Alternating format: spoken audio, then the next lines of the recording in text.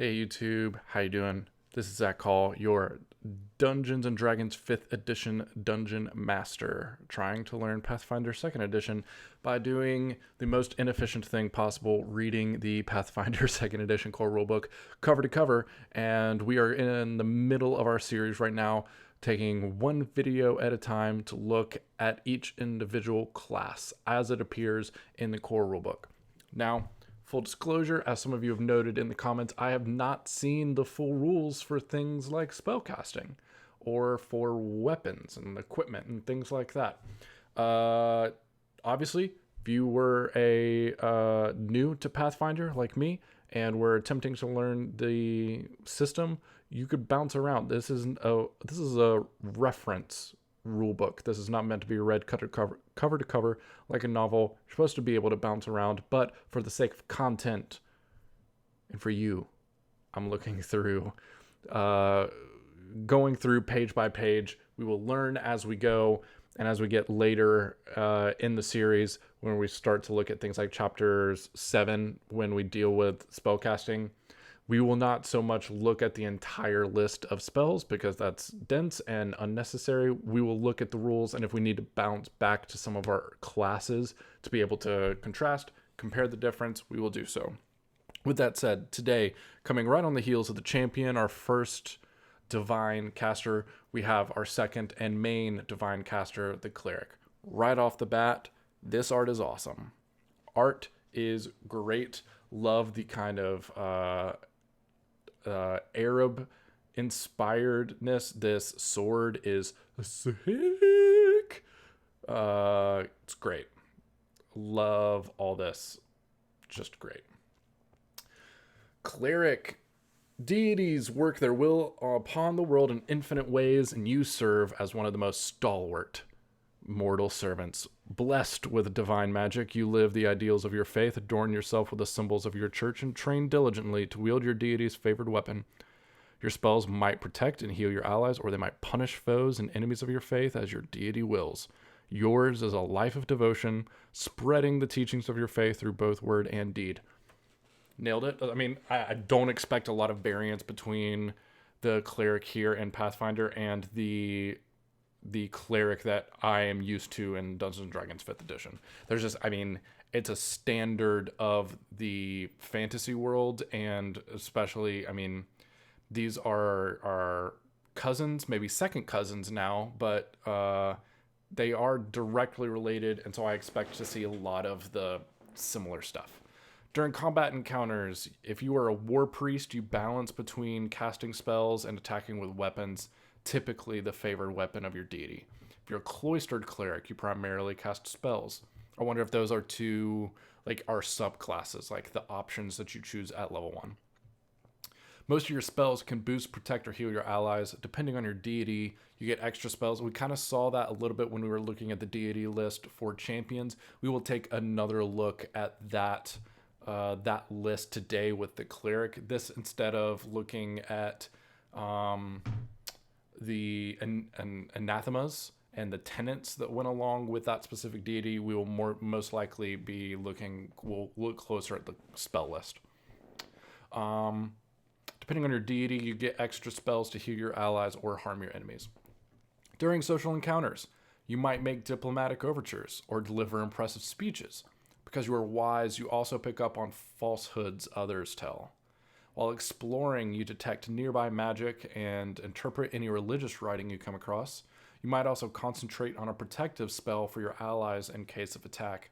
After a battle or hazard, you might heal anyone who is hurt. In downtime, you might perform services at a temple, travel to spread the word of your deity, research scripture, celebrate holy days, or even found a new temple. You might visit the temples and holy places sacred to your faith and have an immediate affinity with other worshippers of your deity. Know the teachings of your religion's holy texts and how they apply to a dilemma. Cooperate with your allies, provided they don't ask you to go against divine will. Others probably find your devotion impressive, even if they don't understand it, expect you to heal their wounds, and rely on you to interact with other religious figures. Love that second call out. Others probably expect you to heal their wounds.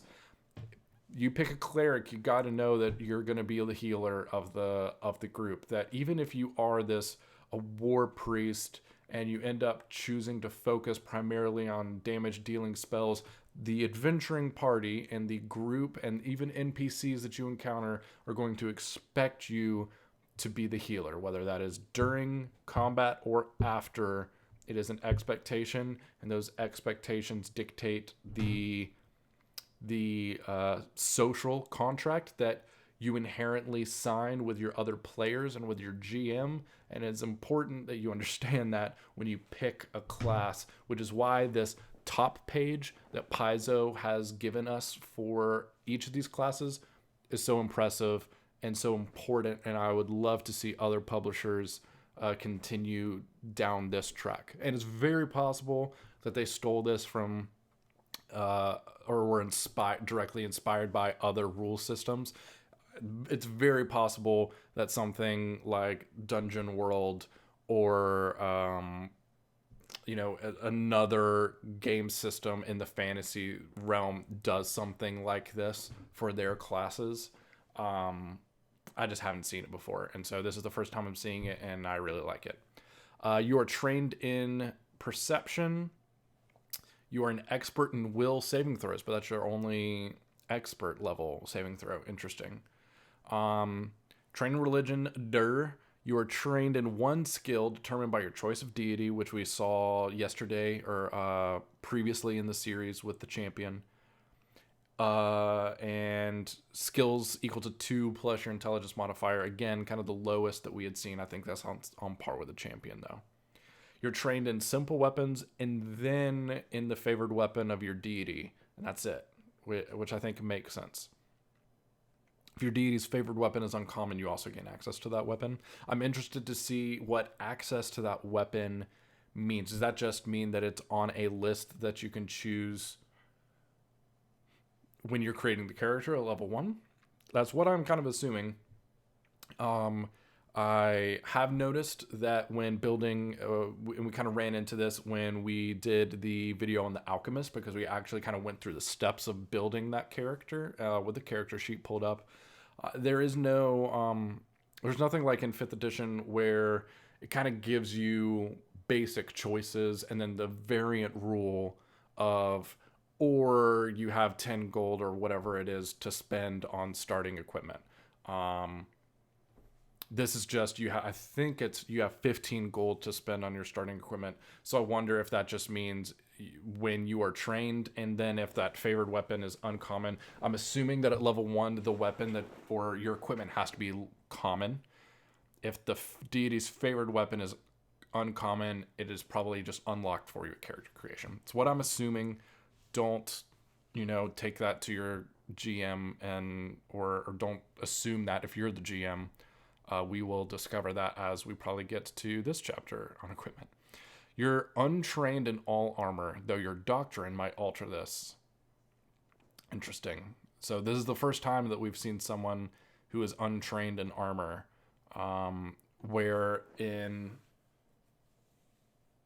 which I think totally flavor, role-playing, story-wise, world-building-wise, totally makes sense, and it's kind of a problem that I kind of have with Clerics in 5th edition, is that I believe there is an understanding.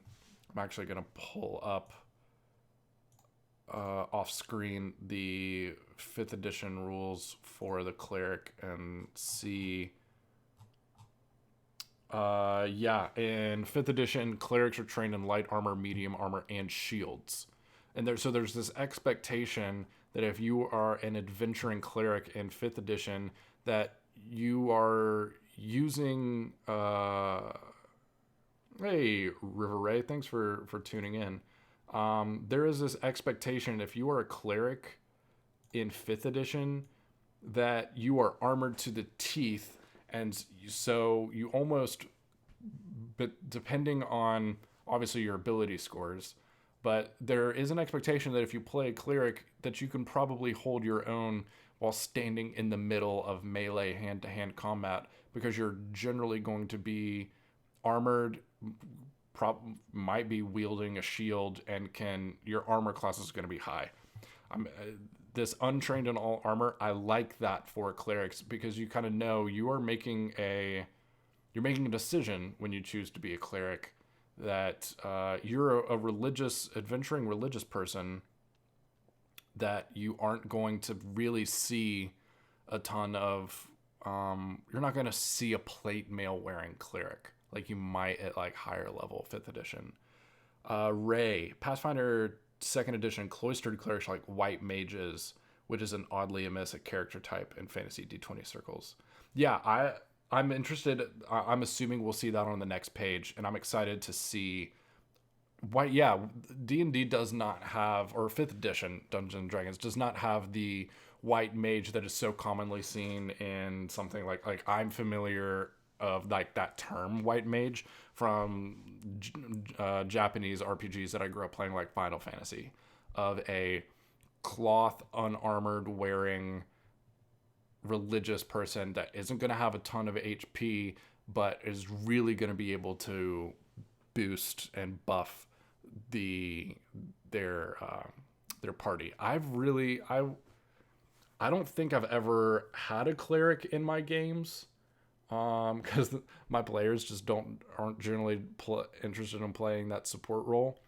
But or if they want to go support, they end up doing bard or like I have a paladin in my 5th edition game right now, that will be kind of support heavy, not as, I mean, it's still frontline, but yeah, it's going to be interesting. I'm excited to see divine spell casting. You can cast divine spells using the cast a spell activity, and you can supply the material, somatic, and verbal components. Because you're a cleric, you usually hold a divine focus, such as a religious symbol, for spells requiring material. Pick which spells you want to prepare that day, each day, from the entire spell list, instead of upkeeping a spell book or upkeeping, what did the alchemists call it, the recipe book that you pick things from and then put them in to create like your own personal spell list that you prepare spells out of. This is like you have access to the whole shebang. And if I remember, this is just pulling some like random stuff out, Pathfinder knowledge out of my head from just being around RPGs online for the past several years. Pretty sure in Pathfinder, when you prepare spells, you have to propel a spell each time you want to cast it. So, for instance, and that might be different, but I think that in Pathfinder, so we have 2 first level spells. If you want to cast the same spell into both those spell slots, no, wait. So this is different. So you prepare 2 first level spells, and it just depends on how many slots you have. But I'm pretty sure you might have to prepare a spell multiple times if you want to cast it multiple times in a day. Some of your spells require you to attempt a spell attack roll. Spell DC. Your spell attack rolls and spell DCs use your wisdom modifier. Yeah. Key and heightened spells, and then you also have cantrips. It's a special type of spell. You can cast a cantrip at will any number of times per day. Cantrip is always automatically heightened to half your level, rounded up. This is usually equal to the highest level of spell you can cast as a cleric. For example, as a first level spell, your cantrips are first level. As a 5th level cleric, your cantrips are 3rd level spells. So cantrips also technically have spell levels, as opposed to 5th edition, where when you just have cantrips, once you hit a certain class level, they generally will scale up, which is just confusing. Quagmire says, I am correct. You prepare each slot with a specific spell. That would be a hard adjustment, I think, for 5th edition players coming to Pathfinder. That little tweak makes such a huge difference in how you prepare your spells. And how you kind of like just get ready for everything. I would imagine that would be heavy. Yeah, Ray confirming. Yeesh. All right, so let's check out this divine fount. Through your deity's blessing, you gain additional spells that channel either the life force called positive energy or its counterforce negative energy. When you prepare your spells each day, you can prepare additional heal or harm spells depending on your deity. The divine is that just defined font, like as in like the font that we type with in internet is supposed to be fount? Divine font spell your deity provides is listed in the divine font entry for your deity. If both are listed, you can choose between heal or harm. And then once you choose, you can't change your choice short of an ethical shift or divine intervention. So if you are healing, you gain an additional spell slot each day at your highest level of cleric spell slots, and you can only prepare heal spells in those slots, the number of slots equal to 1 plus your charisma modifier. So in 5th edition, this would be 1 plus your wisdom modifier. Easy. Even if everything else was the same, 5th edition goes out of their way to really give you one ability to focus on. Just the fact here that not only do you need to have a pretty high wisdom as a cleric for role playing and story reasons mainly, but your spell attack rolls and your DCs are determined by your wisdom. Not only that, but you're going to be severely hampered, or you will be severely hampered compared to a high charisma cleric, because you're not going to have as many spell slots to be able to cast your healing or harm, which is crazy. So you really need to focus on those two before you think about dumping something into either Constitution for high HP or going, dexterity to be able to fight with, or dexterity or strength to be able to fight depending on your deity's favored weapon. Whew. That is complicated. Like, clerics are not easy.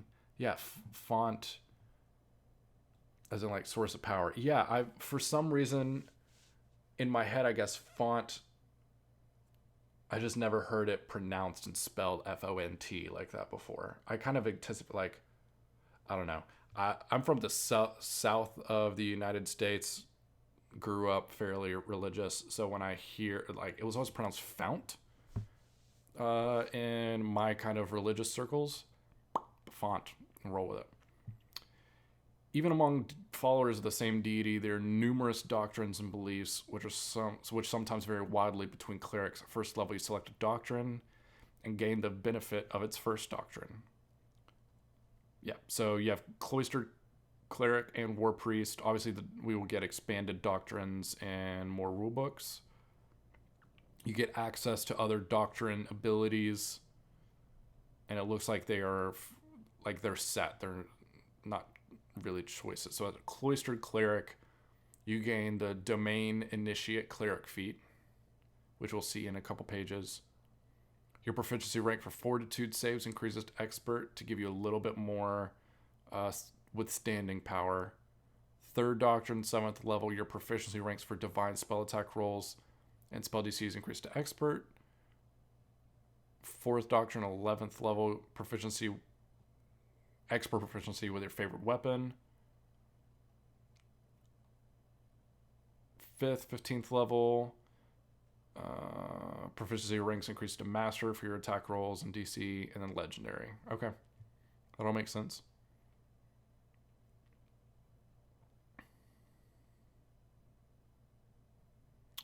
War priest. This, and by the way, this looks about right. Though it is interesting that you, no matter whether you're 3rd level or 20th level, you still have only 3 first level spell slots. So at the end of the day, max, not counting your divine font, you have 4, 7, 10, 13, 16, 19, 22, 25, 33? 33 spell slots. Okay, that's a lot. Never mind. That's a lot of spells to prepare, especially if you're having to think about, like, it's so in Pathfinder, I can't prepare, like, let's say I want to prepare a 1st level spell. I guess I couldn't at the end of the day decide then to cast it at 5th level if I prepared it for 1st level. That's interesting. Well, there you go. Ray with the dictionary pulled out, font or receptacle in a church for the water used in baptism. Freestanding stone structure, reservoir for oil and oil lamp. I mean, that perfectly makes sense. Just never heard it. That did not that word didn't get thrown around in my religious persuasion, I suppose. And that's true, right? That from what we've seen, second edition lets you easily have pretty high scores, even if you're not randomly. I guess I'm so used to randomizing ability scores with dice rolls, 46 drop the lowest, that the idea of, or even then just point by, not having those options available, where instead you are getting your ancestry, background, class bonuses, and that's it. But it lets you be really good at the things that you need to be really good at. So let's look at War Priest, a more militant doctrine of your church, focusing on spells and battle. So if you're War Priest, you then immediately get trained in light and medium armor, and X proficiency and fortitude saves. You gain the shield block feat, which is a reaction to reduce damage to a shield. You get the deadly simplicity cleric feat if your deity's weapon's simple. And then at 13th level, you gain the divine defense class feature, which gives you X per proficiency in light and medium armor. So you have a choice when you pick a cleric. Am I going to be the healing support one that focuses on spell casting? Go cloistered cleric. Have a feeling a lot of folks are going to be taking War Priest, even if they say, I'm going to be the support.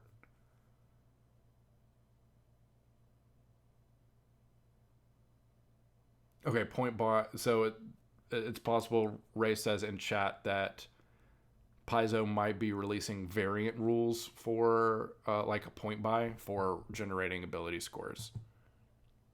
For like in the Game Master's Guide, which one of these videos we need to look at maybe when we're done with the rulebook, kind of wrap up, chapters 7 and 8. We'll take a look at Paizo's schedule of release, so we can know kind of what to look forward to and when to expect it. Because right now all I've got is the core rulebook, and that's all you really need. I think you probably need the bestiary, which I do not have. But so much of it's available online as part of their SRD, their freely available stuff, that you could probably run without actually purchasing the bestiary. Let's keep living in War Priest. Second doctrine, trained in martial weapons. Third doctrine, expert proficiency with your favorite deity's favorite weapon.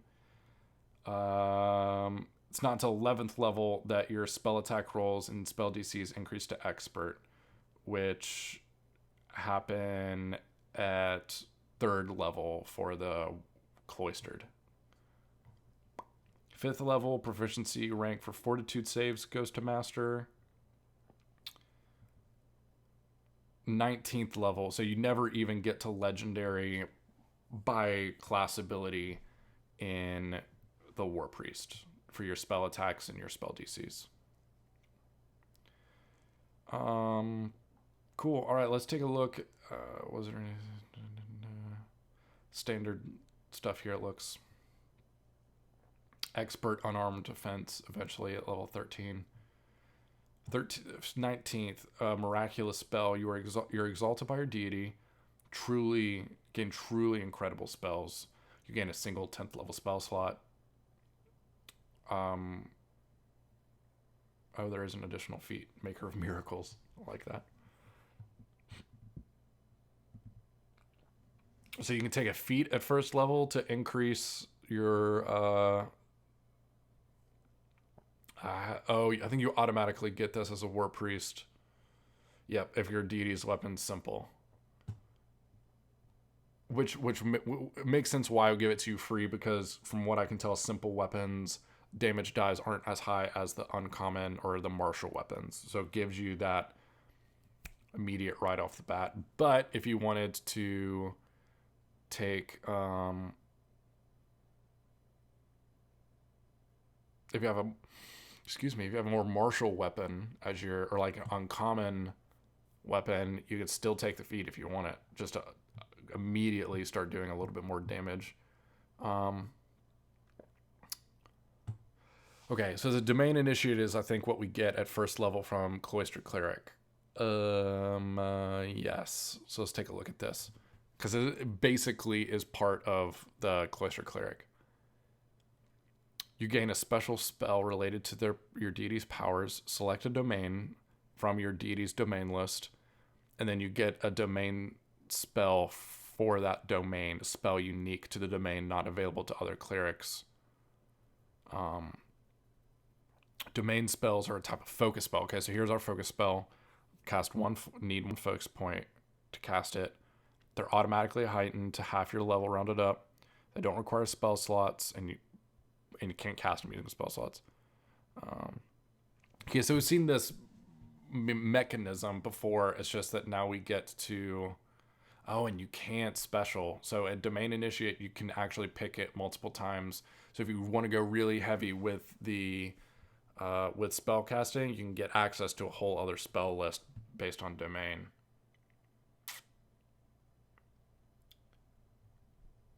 Ray says you could still... you could technically do the rolling. And it's possible that they actually spell that out in the Game Master section of the core rulebook. Just haven't gotten there yet. Guys, it's really hard for me to not just like sit down and during a football game or something read this book, because I have told you that I'm doing this blind and first look, and so I'm not looking ahead to look at the rules, but I really want to. If you want me to be able to look at the rules and just maybe finish up classes and maybe the like world building, like I think it's chapter 8 for like Age of Lost Omens. If you want me to leave that stuff off the table, fine. But let me know in the comments if you want me to be able to like off stream look ahead to the playing the game and game mastering chapters, so I know more about what I'm talking about. The idea behind me doing the series was to do a blind first look, but honestly, I didn't anticipate anybody watching. Now that I've got a few folks watching that don't have any kind of personal IRL relationship with me, if it's more helpful for you to actually be able to use this as a resource to learn rather than being like, oh, that's a unique perspective that Zach has, because he's never done this before. Would be more useful with me knowing more, let me know. Harming Hands, Healing Hands. So it looks like Healing Hands is kind of your standard healing font. Positive energy. Ooh, when you cast heal, you can roll d10s. So it's cool that they're giving... The feats are so simple, but really do give you huge mechanical benefits. Like, honestly, I would come back and dip into that even at level 4. You combine heal... So this feat, Holy Castigation... heal spells cast damage to fiends as though they were undead. Nice. Cool. Reach spells, so you can extend your reach. Ooh, quick feat to gain additional cantrips. That would be easy to take.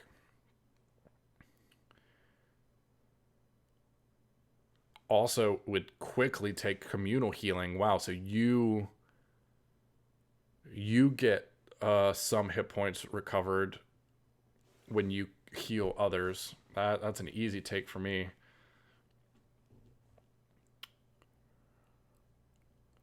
You can spend 10 minutes emblazing a symbol or your deity upon a weapon or a symbol.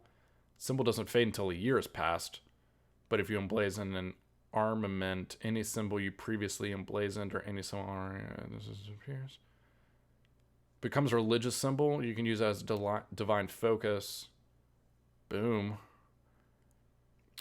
If you emblazon a shield, it gets a +1 status bonus to hardness. And then if you emblazon a weapon, it gets a +1 status bonus to damage rolls. That is very cool. Basically, like, turning a weapon into not only your divine focus, but then that divine energy pours into that armament and actually has a mechanical benefit. Where I feel like in 5th edition, so many dungeon masters say like, oh, let's say that because so many clerics end up having a one-handed weapon and a shield, so many DMs kind of hand wave it and say, oh, we'll say that you've got like the holy symbol kind of like on a chain on the pommel of your weapon, or you have your shield carries the symbol of your deity, and so you can use that as a spellcasting focus. I love that Pathfinders are like, yeah, we see you and raise you one. Sap wounds, great for it's, yeah, it's basically like the what's that Pokemon move? Crap. You know what I'm talking about. You know what I'm talking about, chat. Yes, I think we do need to look up heal and harm. Let's do it. Let's do it, chat. Let's just go ahead and skip. I mean, the feats are super interesting. We will continue to look at it. But when Ray in chat immediately gives me the page number for heal and harm, it feels like we should just go ahead and look at it. So here's heal. It can take either an action or 3 actions. Its range varies, what makes sense. One willing creature or one undead creature. You channel positive energy to heal the living or damage the undead. If it's a target is a willing living creature, you restore 1d8 hit point. Target is undead, you deal that amount of positive damage to it, and it gets a basic fortitude save. Oh, that's cool. So basically, you can, depending on how many actions you need, or depending on how you need to cast it, it takes that many. Ooh. You can spend 3 actions as long as you have you don't need the material, as long as you got your divine focus, and then as long as you've got your hand free and you can speak, you can basically do a 30-foot AoE or targeted on you heal. And then you spend 2 actions for a range of 30 feet. Increase the hit points restored by 8. So you roll, it's a 1d8 plus 8. And then it's an additional d8 for every spell level that you cast it above first. And the extra, oh wow. And that 8 scales too. That's a shit ton of healing, gang. That is a ton, but I love how that works. So it's not like, it's just heal. So kind of I guess the comparison we can make to 5th edition is the difference between healing word and the other one that has a range. I think healing word is a range, and then there's a touch spell. They're both 1st level spells.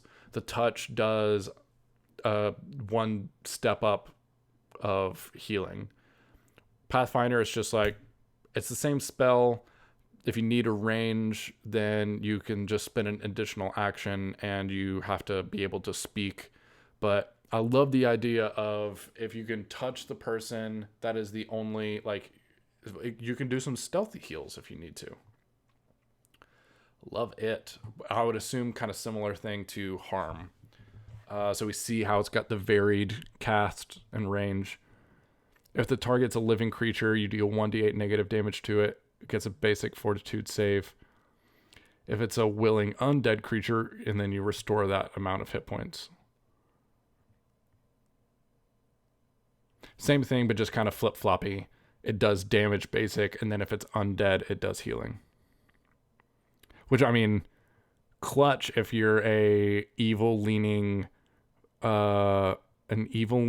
cleric that has access to necromancy. Just raise undead, create undead, bing bang boom, heal them up with a quick spend 3 actions after that to do a 30-foot boom. Your undead allies gain hit points and you damage folks. Big yikes.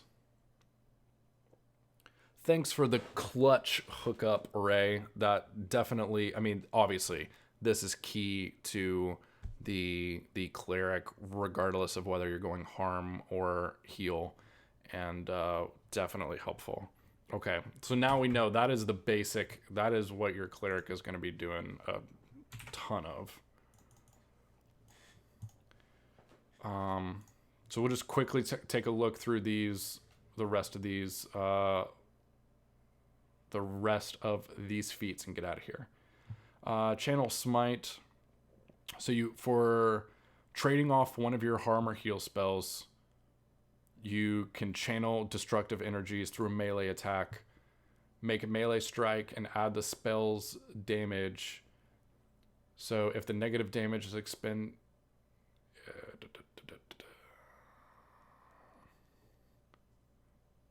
Okay, so it seems pretty much almost like 5th edition Paladin Smite, but it doesn't the spell's damage adds on top of your weapon damage, but it doesn't just become generic.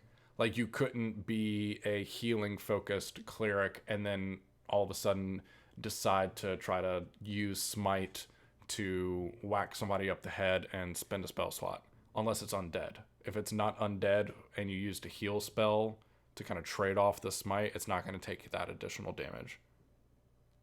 River Ray. I'll just say River. Excuse me. Sorry. I'm one of those. I'm fairly young, but you can tell I don't really have I just go by my name on the internet. I don't have a username, so River. Thank you, River. Appreciate it. Much help. Command undead. So yeah, so your clerics are your undead folk. Like your undead controlling folk. I'm assuming there'll probably be a necromancy school for wizards, but have a feeling that if you want to control undead or command and run an undead army, you're just going to be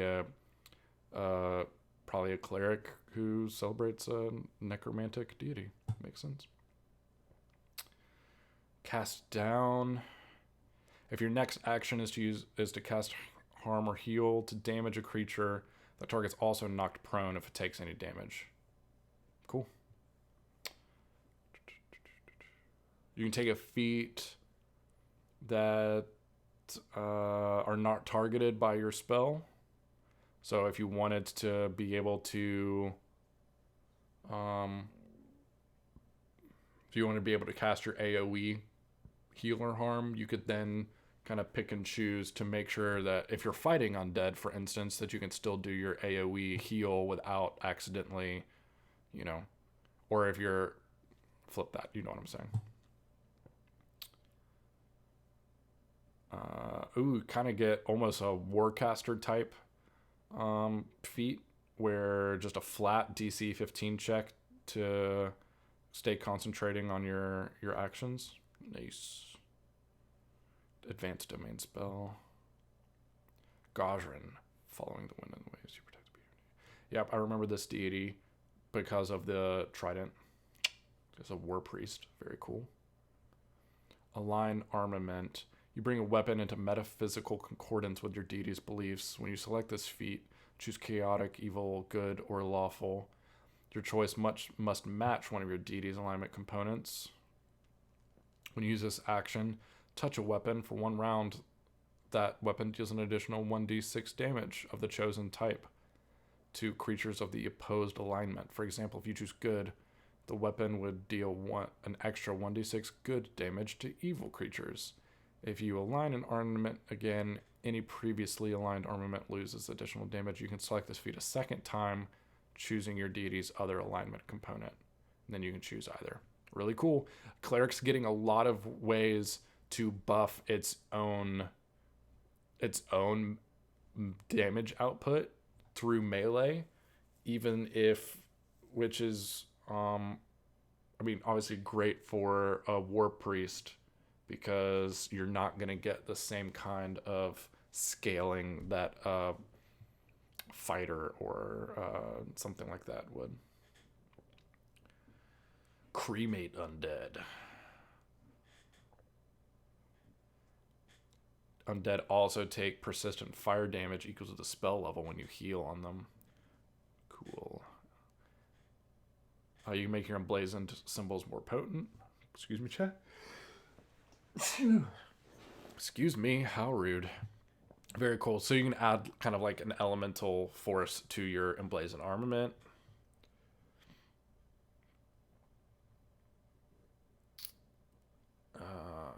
Ooh, so you can really start stacking on some good damage. Comboing something like emblazing armament. What was the one we just looked at? Align armament and then holy castigation. You can start stacking on top of each other. Very nice. You can do some self-recovery. Oh, no. Not just self. Anybody. Next action you use to cast heal, targeting a single living creature. The target regains hit points from the spell. It also gains 3 bonuses till the end of its next turn. A plus 5 foot stat bonus to its speed, plus 1 status bonus to attack rolls, and plus 1 status bonus to damage rolls. That's tight. You gain a number of temporary hit points equal to half your level, or equal to your level if the strike was a critical hit. They only last till the start of your next turn, but still, that's another way that Clerics. I mean, I still love the idea that Paizo has gone with basically selecting feats and almost mimicking chain. Like, you have skill chains that, you know, you've got advanced domain and deities protection for if you really wanted to have a much bigger option or a bigger spell list to pull from. Lean into armament if you really want to be able to do some additional damage. It's just cool. Just a big fan. Loving this cleric. This halfling. Ooh, this is cool.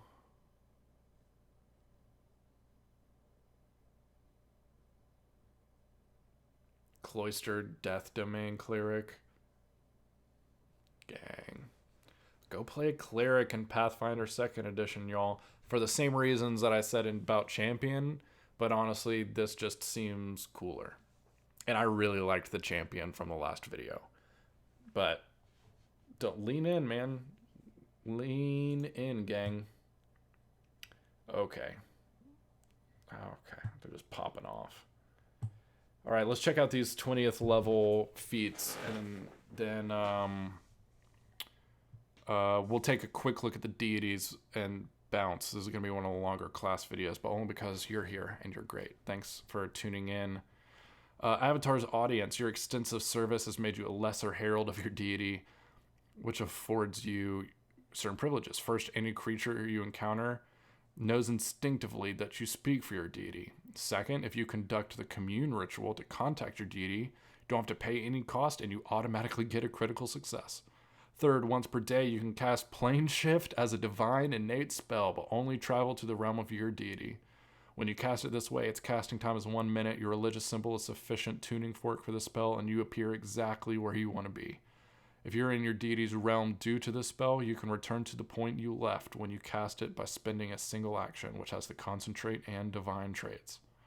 So you can just bing, bang, boom, pop in and have a real chat with your deity if you want to. Cool. I mean, makes sense. Why not? 20th level cleric? Yeah, you better be able to talk to your deity, get some face-to-face time. This Maker Miracles feat gives you an additional 10th level spell slot, and then Meta Magic Channel as a free action. You have a deep understanding of divine revelations into the nature of the vital essence that allows you to freely manipulate the effects of your positive or negative energy using one meta magic action that you can perform that normally takes 1 action and can be applied to the heal or harm spell. If you use it this way, it's a so we'd have to look at the meta magic actions to kind of see what this means. But it seems like you can really, like, I'm assuming that the meta magic which I'm assuming is a sorcerer thing, because I know meta magic is a sorcerer feature in 5th edition. We can really kind of play around with the idea of how our heal and harm spells work. Okay, I'm pretty sure that's it. Yeah. So next video is Druid, but first let's go and look at our domains. Yeah, bingo, nailed it. So let's quickly, we can look at Abnar, a lawful neutral, domain of city, earth, travel, wealth, and you get illusory object, creation, and magnificent mansion. Very cool. Asmodeus is evil, so confidence, fire, trickery, a tyranny, get charm, suggestion, and mislead. Callistria, pain, passion, secrecy, trickery, you get charm, enthrall, and mislead. Kalian, you get it's the city's freedom, indulgence, and might domains. You get fleet step, touch of idiocy, and hallucination. Very cool. Desna, dreams, luck, moon, and travel domains, sleep, dream, message, and dreaming potential. That is a very on brand. Ooh, let's see. Oh, here we go. Cool. Thanks for the hookup, River. So we can just look at this table. Blind Ambition, Pushing Gust, Face in the Crowd. Okay, so these are the domain spells that you also get based on the domains. So let's look at these. We kind of saw the deities in our champions video. Ambition, Blind Ambition, Air, Pushing Gust, Cities, Face in the Crowd, Confidence, Veil of Confidence, Creation, Splash of Art, Darkness, Cloaks of Shadow, Death's Call for death, yeah. Destruction, Cry of Destruction makes sense. Sweet Dreams, Hurtling Stone for Earth, for Domain of Family, Soothing Words, Fate, Read Fate, Fire, Fire Ray, Freedom, Unimpeded Strike, Healing, Healer's Blessing, Indulgence. Cool. I mean, this is, I loved all the domains in Pathfinder. You can really get to play around with some stuff. And everything is just, there's so much stuff that everything is just flavored so well that it all just, you can really make a very branded on brand cleric. Very cool. All right. I think it's going to be it for this video, gang, because we're about 50 minutes in, and that's about, this is going to be a long one. But the cleric, we did kind of dive in to a lot. Religion, there, and clerics are, to be honest, pretty complicated because you can play them in so many different ways. Yeah, very cool. But hey, thanks for watching. Thanks to y'all who got a YouTube notification that I was about to go live and tuned in, hung out in chat, gave me some pointers along the way. Super helpful. If you like the idea of me doing at least these class look-throughs, if you like the idea of me continuing to do these as live streams instead of me kind of recording them and uploading them on my own, throw the video a thumbs up. Let me know in the comments. And maybe I'll try to schedule one out a couple of days in advance and talk about it so that you can make plans to be around. But if you would like to be able to tune into one of these live streams, you can just subscribe to the channel and make sure that you click on the bell icon so that you get notified. That'll notify you whenever a new video gets uploaded, or whenever I end up streaming live, and you can just tune in, pop in for a bit and say, hey, again, thanks for everybody who tuned in. Thanks for being subscribed. Thanks for engaging with the content. This has been a really, really cool project that I'm excited to keep working on. I'll say I wasn't expecting anybody to be tuning in for it, but I'm really enjoying doing it. Hope you have a great one. We will be back next time with the Druid. See you next time.